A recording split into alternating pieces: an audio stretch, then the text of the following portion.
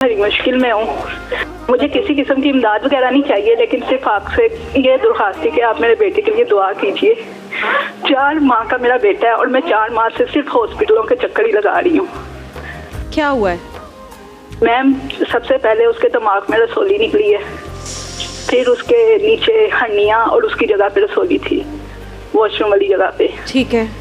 उसके बाद उसके गुर्दों में रिफ्लेक्स की मसला आ गया। अल्लाहु अकबर। फिर उसका स्टमक जो है वो नहीं भर रहा। मैं खुद ब्रेस्ट कैंसर की मरीज हूँ, मुझसे कुछ नहीं हो रहा इस टाइम के मैं अपने बच्चे का ख्याल रखूँ कि अपना ख्याल रखूँ।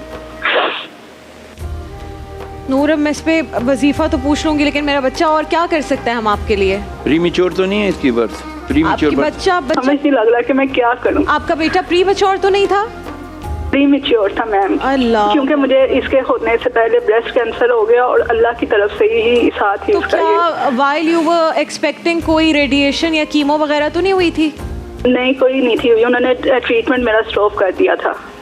अच्छा, चलो हम यहाँ पर दुआ भी करवाते हैं। शहरियार साहब दुआ करवाएंगे। पूरी जितने लोग इस वक्त मुझे देख रहे हैं, माएँ बहनें बुजुर्ग, मैं उन सबसे कहूँगी कि आप दुआ में शरीक हो जाएं। बेटा अपना नंबर भी आप कंट्रोल रूम में लिखवा दो फ़ोन बंद करने से पहले, और फिर मैं आपको कॉल करती हूँ। अगर कुछ और भी मज़ीद हो सकता है तो मैं ऑफ एयर आपसे डिस्कस कर लूँगी, ठीक है? बहुत शुक्रिया बेटा। या हफीज़ो या नसीरो, या हफीज़ो ए हिफाजत करने वाले, या नसीरो ए नुसरत देने वाले, कामयाबी देने वाले। ये इंशाल्लाह रोजाना 41 बार पढ़ के बच्चे पे दम भी कर दिया करें। और कैंसर वाला तो आपने बता दिया। कैंसर वाला मैंने आपको बताया था ना, वो था ना, आप भी जो बताइए,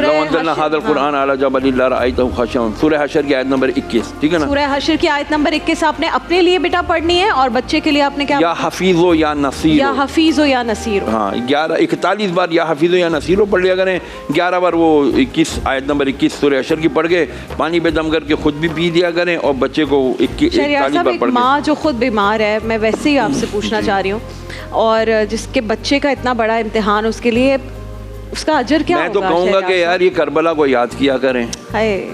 6 माह का अली असगर भी तो था, इमाम ज़ैनुल आबिदीन बीमार थे, माँ के सामने बीमार बच्चा पड़ा हुआ है, उनकी जो उन्होंने दी है कुर्बानियाँ, हम पहुँच तो नहीं सकते कोई भी, लेकिन तसल्ली के लिए, हौसले के लिए, क्या उन्होंने भी सब्र किया है। अजर बहुत बड़ा है, अजर बहुत है, सब्र करेंगी तो इंशाल्लाह अजर है। मेरी तो दुआ यही है। अल्लाह किसी को देकर उसका इम्तिहान लेता है, और किसी से कोई चीज़ लेकर उसका इम्तिहान लेता है। तो ये एक इम्तिहान ही है उस बच्चे के लिए। तुम्हें स्ट्रांग बनना पड़ेगा, अपने लिए स्ट्रांग बनना पड़ेगा, और जो मुझसे हो सकेगा, जो हमसे हो सकेगा। खुशखबरी भी दे दूं मैं आपको इनके लिए। अल्लाह करे इस बच्चे को तवील उम्र खिजरी अता हो, आमीन, और सेहत तंदुरुस्ती वाली जिंदगी अता हो।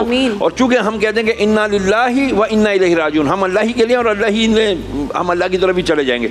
अल्लाह ना करे, अगर खुदा ना खास्ता अगर ये बच्चा अल्लाह ताला अपनी अमानत वापस ले भी लेता है, अल्लाह ना करे, तो भाई आपके लिए तब तो बहुत ज़बरदस्त खुशखबरी है। मेरे नबी अलैहिस्सलाम ने फरमाया, जो बच्चे माँ के पेट में भी मिसकैरेज हो जाए वो, और जो बालिग होने से पहले वफात पा जाते हैं बच्चे, कल क़यामत के दिन अल्लाह ताला ने बच्चों को कहेगा चलो चलो जाओ जी जन्नत में जाओ, तो ये बच्चे अल्लाह से जिद करेंगे, या अल्लाह मेरे माँ बाप को भी हमारे साथ कर दे, हम बगैर माँ बाप के नहीं जन्नत में जाने वाले। और ये जिद करेंगे, अल्लाह इनकी जिद मानेगा और माँ बाप को भी बिला हिसाब किताब जन्नत में दाखिल। क्या बात है। मैं हमेशा जो भी लोग हैं जिनके बच्चों का कोई भी मसला होता है, मैं हमेशा उनसे एक बात कहती हूँ कि अल्लाह ताला को सबसे महबूब कौन है?